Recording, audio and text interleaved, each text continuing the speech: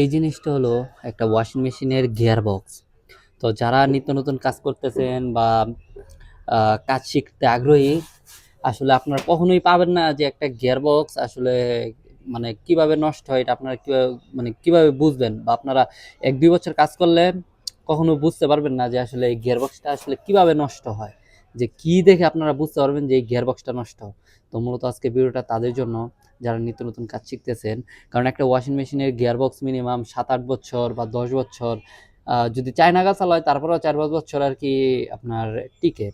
তো এখানে খুব দ্রুতই গিয়ারবক্স গুলা নষ্ট হয়ে যায় চায়না চালার। তো এটা মূলত আপনার বোঝার কারণ হলো কি, আপনার এই যে দেখুন, এদিক দিয়ে আপনার অয়েল বের হয়ে যাবে আর কি, মানে তেলের মতন আপনার অয়েলটা বের হয়ে গেলেই এই যে এই যে আপনার চাকাটা আছে, চাকাটার নিচ দিয়ে আপনারা দেখেন, ওই যে দেখুন এই যে এই চিপাটা দিয়া মানে অয়েল বের হয়ে গেছে। তখন এটার কারণে আপনার মানে স্পেন চলবে না আর কি, শুধু গাছিল চলবে, স্পেন চলবে না। তখনই বোঝা যায় যে আসলে এই গিয়ার বক্সটা নষ্ট। আসলে এটা খুলবো, খোলার পর আপনাদেরকে বিস্তারিত জানাবো, দেখাবো।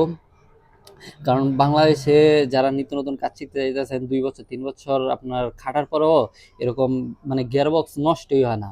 কারণ এইবার আমি বাংলাদেশে যাওয়ার পরে এক ওয়াশিং মেশিন হাত দিয়েছিলাম, তারপরেও আমি দেখছি যে ওয়াশিং মেশিনটা জিজ্ঞেস করলাম, উনি নাকি 12 বছর চালাইছে। এরপরে দেখলাম যে গিয়ার বক্সটা আসলে নষ্ট হয়ে গেছে। তো 12 বছর অভিজ্ঞতার পরে আসলে পাওয়া যায় যে 10 বছর, কারণ বাংলাদেশে তো এরকম নষ্ট হয় না। একটা জিনিস মিনিমাম 8 থেকে 10 বছর চলতেছে। তো প্রবাসে বা অন্য অন্য কান্ট্রিতে এগুলা খুব দ্রুত নষ্ট হয়ে যায়। তো যার কারণে আপনাদেরকে মূলত ভিডিওটা আজকে দেওয়া। তো আমি আছি সৌদি আরব হাইল থেকে।